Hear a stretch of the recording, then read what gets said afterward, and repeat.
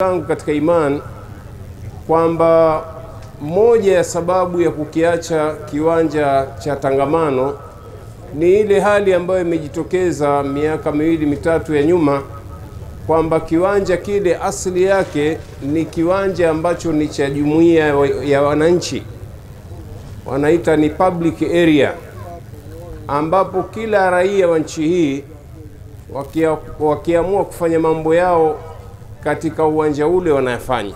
Na sisi tumeona mbali ya watu wa dini mpaka na watu wa siasa, watu wasanii wa michezo wanafanya shughuli mbalimbali pale Tangamano.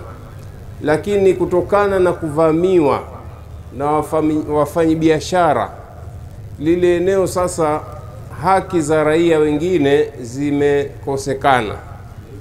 Kwa hiyo serikali, juhudi ambayo inaifanya hivi sasa ni kukiacha kile kiwanja kiwe hivyo hivyo kama vile kilivyokusudiwa mwanzo, kwa matumizi ya wananchi kwa ujumla. Na wafanyi biashara wamejengewa jengo kubwa sana kule Kange, wanatakiwa wahame.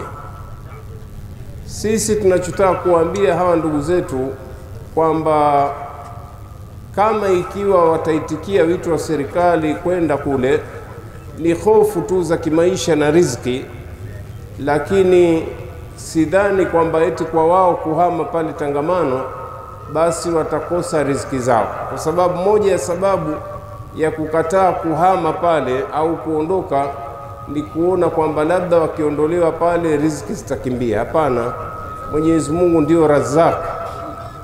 Sisi tutaendelea kuswali hapa tukipata fursa mpaka pale ambapo ule uwanja wa Tangamano utakapokuwa tena hauna shughuli za kibiashara.